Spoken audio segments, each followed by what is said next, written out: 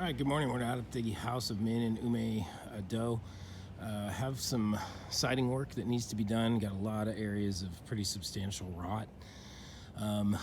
Big thing that they want to accomplish is tearing off this stucco, and there's two rakes on each side of this upper portion. Two rakes of stucco as well. But you can clearly see the siding underneath the stucco. But I need to run this by our installation team to make sure that we're okay with doing this. It would of course be a double tear off because all the stucco is going to have to be torn off, and you'll see what the rakes look like on the sides as we go around. But the stucco is going to have to be torn off. Then the siding beneath that is almost guaranteed going to have to be torn off as well, because it's probably going to be pretty well torn up by the removal of the stucco. So double tear off on this front portion, and then two rakes going up the sides on each end of that upper kind of bump out. So that's what we're looking at up there. Again, before we do anything, I'm gonna have to get installation involved to make sure that we're okay with the workings of all that. But then elsewhere, we got a little bit of siding on each side, and then a bit of siding on the back. But again, a lot of fascia rot. The fascia is going to be a big component of this project. So that would entail fascia repair wherever it's rotted, which are substantially, there's a substantial amount of fascia rot. So we'd repair that, then take off the 1x2 drip edge, replace that with a 1x3 Hardie drip edge, and after that, they're talking about getting the roof replaced, which is causing a significant issue over in an area we'll look at here in just a second. But that would be the proper kind of orchestration of things, is get the fascia specifically, which again would entail the rest of the siding because it wouldn't be two separate projects. But getting the siding done and then having the roof put on, a new roof put on after that fact. So this gable here is a great candidate for overlay. The trim's rotted around the window, but otherwise this gable is a great candidate for fascia overlay. We do have some rot on that corner. We have some rot on this corner that have to be repaired before we do our fascia overlay. But other than that, again, this is a great candidate for overlay. We would actually wrap the gable in 1x4 just like the window. So that would be done as part of the project. When we do an overlay, if they're okay with doing that, then this entire area would still get the Hardie wrap on it, and then the siding over the top of that. So it would still be done. There's no impact on installation quality or warranty. So everything would still be protected and still be 100% compliant as far as best practice installations. It's just going to save some money. So a way to look at it is, because of the extent of the fascia repair and some of those outriggers that we'll look at in a second, doing an overlay on this gable and the end gable is, could very well pay for all that rot repair, if you want to look at it that way. So you'd be taking from one bucket of expense and putting it in another one for a break-even kind of net result. So if it were my house, that's definitely how I would do it, just because of the extent of the fascia repair that's going to have to be done. So the soffit on this side, though, is a great candidate for just painting. Now here, because we do have some separation here, I definitely recommend doing this soffit.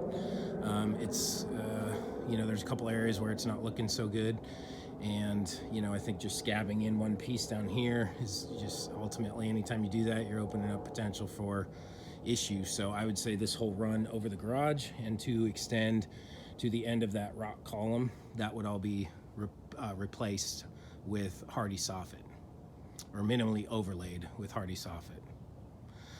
Garage doors, I'm assuming, again, since we're not doing an actual consultation today, I'm just kind of getting some facts. I'm assuming this would all have to be painted. And then you can see a couple of the rakes. So this is just a mirror image of the other side as well. Significant rot up in this corner that would have to be repaired before we do fascia overlay. Rot on this corner right here that would have to be repaired. And then this doesn't matter so much because that's just drip edge, which would be coming off entirely. So that doesn't matter, but definitely a lot of rot right there. Porch ceiling and the extension of the porch ceiling, you can see there's kind of a channel there. So both the soffit and the porch ceiling up front here are good candidates for just painting. We don't need to do soffit up here unless you really want to. I wouldn't recommend it because it really isn't indicated, but both the porch ceiling and this it's probably just shy of 2 feet soffit is a great candidate for just paint. Now with the outriggers, all of them have been scabbed in. You can see the cut lines on every single outrigger where it's been scabbed in already, and then they put a little flashing cap over the top of it. But they're pretty much all, you know, with the exception of probably this guy, they're all really in bad shape. So my recommendation, I spoke to Min on the phone just for a minute when I first got here. My recommendation is, you know, lop these things off, scab in a piece to maybe extend beyond the fascia 6-8 inches, and then wrap everything from the brick, or the rock column outwards, wrap that in, totally encase that in Hardie plank. So that's probably my best recommendation there. Just as a way to, there's no need for these things to be 2 feet out beyond the house. It's just asking for problems. So we would lop those off, extend them out about 6 to 8 inches beyond the fascia, and then wrap it in Hardie, repairing any areas that need to repair. The good thing about doing that is if we take those back, a lot of the rot should just be cut out naturally. We'll still have to scab in pieces, definitely on this one and this one, because you can see that dry rot. So those will still have to have pieces scabbed onto them. Then this side is, you can see the extent of what's going on here. But this one's probably the worst. So this one, you know, we can again just scab on 6 to 8 inches off the fascia edge and save a lot of trouble down the road, especially by wrapping them in Hardie. That's going to do wonders. And even these drip caps clearly don't save the day as far as that water leaking down the edge of the board and just causing all kinds of problems. So we would cut them off, scab in the pieces that need to be scabbed in to get us about 6 to 8 inches beyond the fascia, and then we would encase that whole thing from the rock column outward, encase each one in Hardie plank. Obviously we don't need to do that on the underside because they're not exposed, so that would kind of be a waste in my opinion. This is the roof issue. So you can see kind of what's going on here. This soffit is shot. So again, just like the other side, I'm thinking from right here all the way back and then back to that corner, which again gives us a really nice stop point. This would all be brand new soffit because it's just not salvageable, as well as this fascia. This probably, you can see this corner, you know, I can put my finger right through there. So this whole run of fascia from here to here is going to have to be replaced along with the soffit. So significant you know, rebuilding of this entire area right here all the way to that stop point. There you go, right over there. So that's what we see there. That little soffit is okay, we can paint that. This soffit up here is okay. That's a good candidate again just for paint, although when we tear that stucco off, there's probably going to be some residual soffit damage just from where it's butt up to the stucco.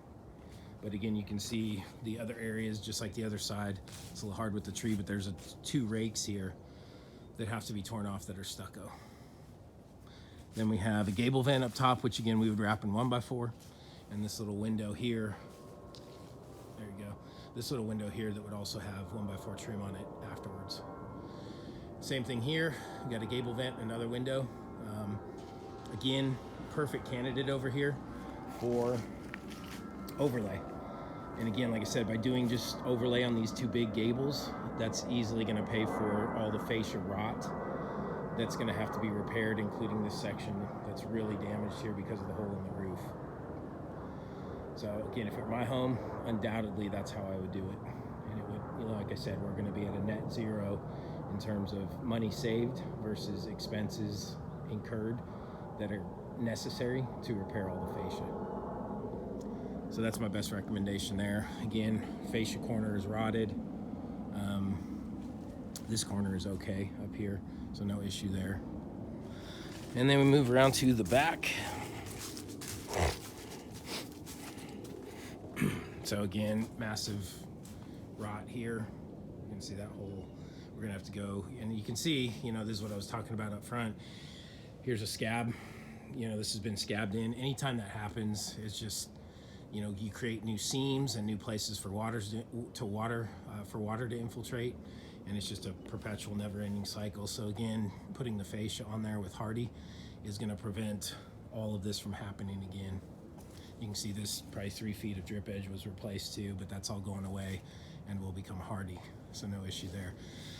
Up here, you can see clearly where the stucco was just overlaid, and now, you know, the more I look at this, you know, I think it's just a stucco panel. So, you know, you can see where the stucco paneling was just put right over the siding. So it shouldn't be too big of a deal, but again, I want to run this through installation just so we're doing the proper things. But you can see right there where the stucco paneling starts. It's about a 3/4 inch panel, 3/4 inch depth, and then it's right over the siding. Major rot up in that corner. So again, we'll have to probably cut back at least probably 6 to 7 feet of this fascia from this corner backwards is rotted. So again, that's gonna have to be completely rebuilt up there. Soffit is pretty good down here. Again, I don't see anything. You know, there's some, just where the air is venting, you can see little marks, but other than that, this can just be painted under here. Again, same thing in the back. Drip edge would be completely replaced with Hardie 1x3 drip edge. And then we would do a fascia overlay after we do all the fascia repair. Up here, I don't really like all the rot down here. So again, it's not a major area, but I would suggest definitely tearing off this back section on both sides of the chimney, just to make sure there's nothing going on, no rot that we're covering up. You know, this Hardie is a lifetime product, so you don't want to cover up something with a lifetime product that you have question about. So I would definitely recommend tearing off this entire upper story of siding and doing it right, inspecting the framing, making sure nothing's going on, specifically down here at the roof line where we see the evidence of rot. And then we can put on OSB board, our Hardie wrap, and then our siding. Kind of the same thing along here. You know, it's clearly rotted. So there again, I think probably the best solution is just to tear it off, install new OSB, and then the Hardie wrap, and then the siding. All these windows, just like we talked about elsewhere, would receive a 1x4 trim around the window with head flashing. So that's a big component of making sure everything's installed correctly. It's right on the golf course here on Northern Hills. It's a pretty cool little spot. Over here, let's see, got some angle issues. So over here we got siding on top. All there's 2 windows, 3 windows and a door. So all that can be overlaid. Major, and could be having to do with the dish, but there's major rot right there. So it's possible that they didn't seal that well or use the right type of, you know, kind of roofing screws with the seal on it, and water's infiltrating through there. But that corner's pretty hammered. That whole corner is going to have to be rebuilt. Just like this one. I think we looked at that one, but this one's terrible as well. So all that's going to have to be rebuilt before the fascia overlay could be done. Coming over here, we do have a couple tricky areas. Again, we got this area. Not too bad. That can be overlaid if you choose to do that. Again, we're just saving some money. But that siding needs to be done. And there's a tricky little area right here, right where the security lights are. See that little triangle? It's the same mirror image of the other side of the bump out, but there's a little bit of siding right there. Again, doesn't look bad. That can easily be overlaid. Oops. It can be easily overlaid right here, that area. So that needs to be done. It's gonna be a little tricky working off the top of the shed, but we should be able to get there. And then that gable, you know, this is the gable that we looked at out front, that where we started, right over here. But again, I don't think the shed's gonna have to be moved. That soffit up under there, right over the shed, is in good shape, so that just needs to be painted. And then that whole little alcove back there is all rock. So pretty good. That's a pretty good thing. But you know, we can get back here, so it's not impossible. And then just get up on the roof there, work off of that, or work off a ladder in between here. It's not gonna be the easiest thing, but we can do it. We have some space. It looks like I can't get back there, but there's about almost 2 feet of space between the shed and the rock of the house. It's kind of hard to see, but I can see it visually here. So that's what we got. Again, you know, I think it's a very smart move to, you know, try to be smart with the dollars here, and you know, save in one place so that it can be spent in another place. And in this case, the place is where it needs to be spent is the fascia repair, because it's very extensive and it needs to be done right before the Hardie fascia goes on, so there are no problems down the road. So I think doing an overlay in those couple areas where I indicated in the video will offset all the additional cost of the fascia repair work, extensive fascia repair work that has to be done. So if it were my home, I would totally do that. So that's what we got. Again, I'm going to clear this with installation, our installation team.